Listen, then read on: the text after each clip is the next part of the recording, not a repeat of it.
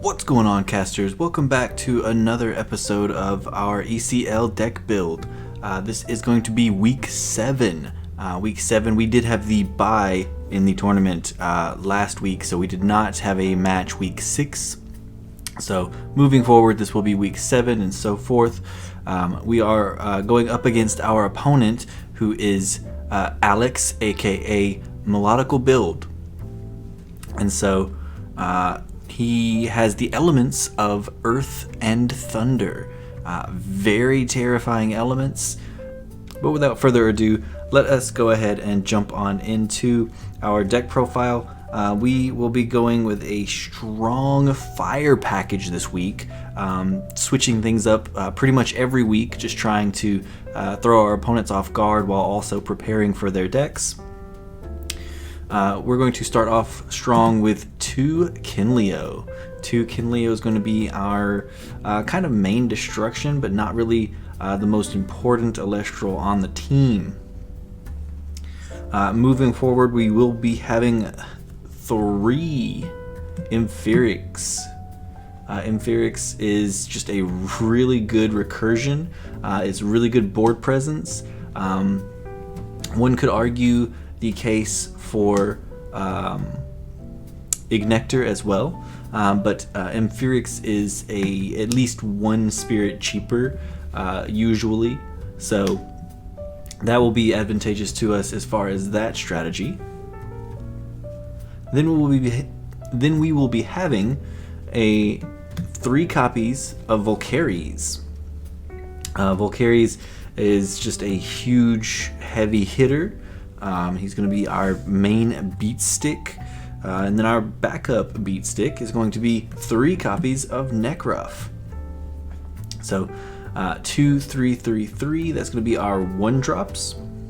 And then I noticed that a couple of the casters in the ECL this previous week had the idea to go ahead and mirror match, which I thought was absolutely hilarious. And I thought that was they were actually really good matches as well, so that inspired me to kind of jump onto that bandwagon as well, and more or less join them with the Blazerous package. Try to get some Blazerous numbers out in this ECL, see how much Blazerous we can get going. But I don't stop there. I of course have the 1 Trifernal as well, just in case we can get the Blazerous combo off, or even get into our Trifernal before Blazerous even. Trifernal is a beautiful card to just sit on board and say no to any Elestral that our opponent could play, other than of course the Astrabbit. And then that's going to be our Elestrals package. I'm hoping for some strong presence with the Blazers and Trifernal. Hopefully these guys will be strong enough to stay on board long enough to get into these guys. If they don't, hopefully Emphyrix could recur itself back to the board long enough for us to get these guys. And then we have our destruction here with Kinleo and Trifernal being our main source of Elestral destruction. Yeah, so that's going to be the Elestrals. Moving on to the runes, we're going to be running 2 Nog this week. This is going to be our draw power. 2 Nog, I don't know how comfortable I am with it, but I feel like we probably need a lot of the other cards more than the draw power. So I'm going to be sitting off, holding back on the draw power, seeing if that can benefit us. But I will be also running 2 Volcanic Forge.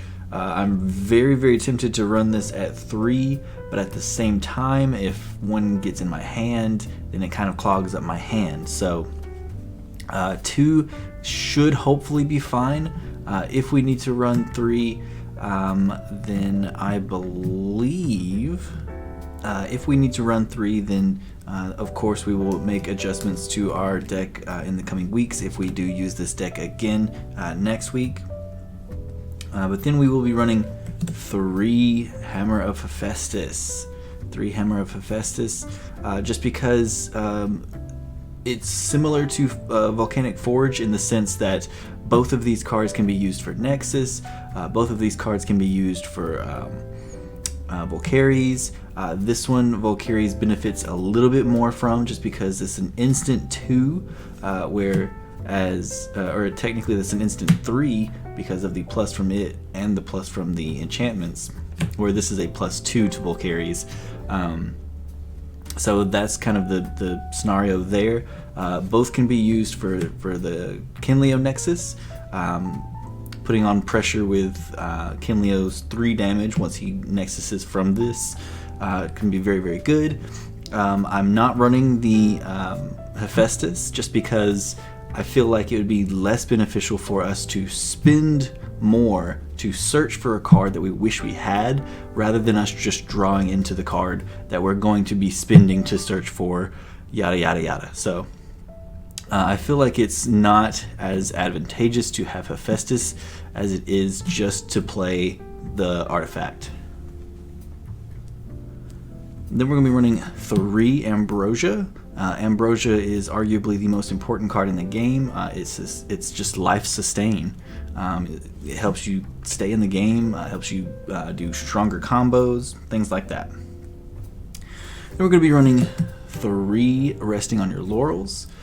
3 Resting on Your Laurels because we need as much destruction as we can possibly get. If our opponent starts taking the game away from us, then we can start taking it right back with Resting on Your Laurels.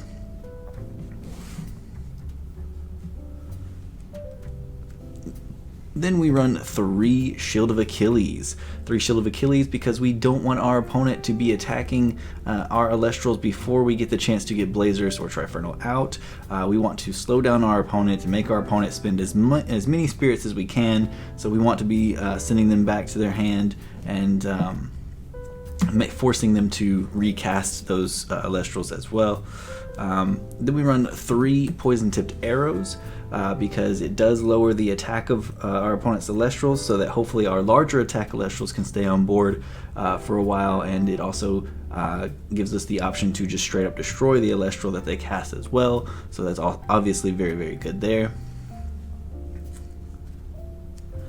And then we run 3 Gorgon's Gaze. Gorgon's Gaze is the best kind of run in the game right now, so it's absolutely a 3 of in this particular case because it's going to stop our opponent from searching for Zeus or searching for Viserys or attacking us with a large Tectorus. It's going to cut off a lot of our opponent's strategies. It can even help out with the Thunder Nexus if our opponent does in fact bring Thunder Nexus. And then to round things off, filling out the last 3 spots of the deck is 3 Pandora's Box, because Pandora's Box is going to be strong against either strategy that our opponent could have. It's going to be strong against all the searching that Earth does. It's going to be strong against the searching for Zeus that the Thunder Nexus does. It's just going to be strong in general for these cards. I think Pandora's Box, if we can get it out there, I think it's going to put in some work. I do. I say that every time that I run Pandora's Box, and I feel like I've yet to see it pop off, but this could be the week. I'm feeling it. We've got all kinds of counter runes going on. We've got all kinds of pressure with our Elestrals. I don't see us losing unless we just happen to draw really, really poorly. Just draw a combination of cards that for some reason don't work together. I don't see us losing this particular match, but I've been wrong before. So, fingers crossed. Wish me the best of luck, and let me know what you guys would change about the deck. Let me know what you guys would prefer I ran in the next week after this week as well. So, and that's gonna do it for the main deck. I can't believe you guys almost let me get out of here without showing you my spirit deck, which is going to be absolutely nothing but fire all day long, so we don't have to worry too much about differentiating spirits. We can just focus on the game itself. And then our side deck includes 1 Nectar of the Gods, 2 Altar of Stars, 3 Eruption, 2 Bag of Winds, 2 P-Gust, and 2 Lycoris. So that's going to be the side deck, the spirit deck, and the main deck all wrapped up in this video now. So thank you guys so much for watching, and I'll see you guys in the next one. Peace.